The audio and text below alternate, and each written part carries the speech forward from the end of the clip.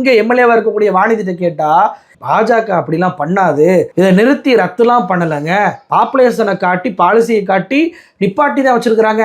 ஆக்ராக்கு எப்படி ஒரு டூரிசத்தை காமிச்சு ஒரு ஸ்பெஷல் பெர்மிஷனை வாங்கினாங்களோ அதே மாதிரி நீங்களும் வாங்குங்க அப்படின்றாங்க. ஏன் உங்களுக்கு அது தெரியாதா? கோவையில் எம்எல்ஏவாக இருக்கக்கூடிய நபருக்கே கோவைக்கு மெட்ரோ வருவதை பற்றி தட்டி கேட்பதற்கு துப்பு இல்லை. இவருக்கு தான் கோவை மக்கள் ஓட்டு போட்டு தேர்ந்தெடுத்திருக்கிறீங்க. தமிழிசை என்ன சொல்கிறாங்க, வந்தே பாரத் ட்ரெயின் விட்ட மோடிக்கு மெட்ரோ ட்ரெயின் விட தெரியாதா, ஏன் இப்படி வஞ்சமாக பேசுகிறீங்கன்றாங்க. வந்தே பாரத்தும் மெட்ரோ ட்ரெயின் ஒன்றா? வந்தே பாரத் ஒரு மாவட்டம் விட்டு மாவட்டம் போகிறது, பல்வேறு கிலோமீட்டர்கள் பயணம் பண்ணக்கூடியது. மெட்ரோ ட்ரெயின் என்பது லோக்கல் டிரான்ஸ்போர்ட். எப்படி இது ரெண்டையும் நீங்கள் ஒப்பிடுறீங்க?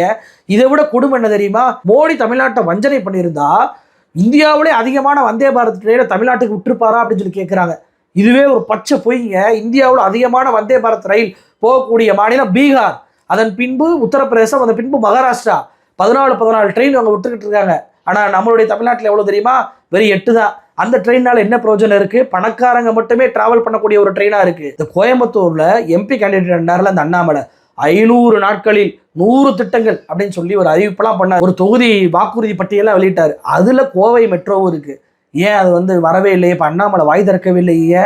ஏன்னா இதே அண்ணாமலை தான் கோயம்புத்தூரில் ஒரு நிகழ்ச்சியில் பேசும்போது சென்னை மெட்ரோ நிதி இவங்க சண்டை போட்டுக்கிட்டு இருந்தாங்க, நான் ஒரே ஒரு கடிதத்தை மோடிக்கு அனுப்பினேன், 1 வாரத்திலே நிதி வந்துச்சு, அப்படி அதே போல் கோவை மெட்ரோவுக்கும் நான் கொண்டு வருவேன் அப்படின்னு சொல்லி இதற்கு முன்னாடி பல மாதத்துக்கு முன்னாடி பேசினவர் தான் இந்த அண்ணாமலை.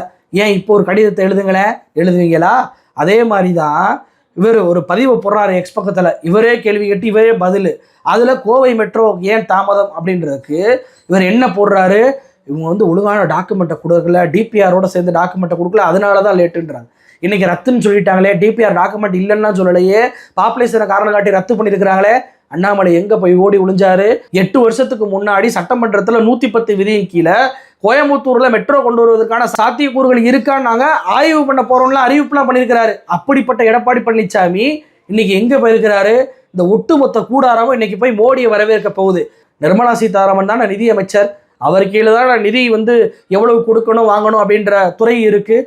அந்த நிர்மலா சீதாராமன் கோயம்புத்தூரில் 2024 செப்டம்பர் மாதம் வர்றாரு. இவர் என்ன சொல்கிறாரு, கோயம்புத்தூரில் இருக்கக்கூடிய 20 லட்சம் முத்ரா அக்கௌண்ட்டுக்கு நாங்கள் முத்ரா கடனை கொடுத்துருக்குறோம் அப்படின்றாரு. அப்போ செய்தியாளர் என்ன சொல்கிறாரு, கோயம்புத்தூரில் இருப்பது 34 லட்சம் மக்கள் தாங்க, நீங்கள் 20 லட்சம் பேர் அக்கௌண்ட் வச்சுருக்கிறாங்கன்றீங்க, கடன் வாங்கியிருக்காங்கன்னு சொல்கிறீங்கன்னா நான் யோசித்து சொல்கிறேன்னு சொல்கிறாரா இல்லையா?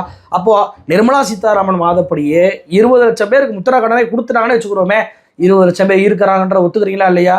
உங்ககிட்ட டேட்டா இருக்கா இல்லையா? அப்புறம் எதற்காக பழைய டேட்டாவை காட்டி நீங்கள் புறக்கணிப்பு பண்ணுறீங்க?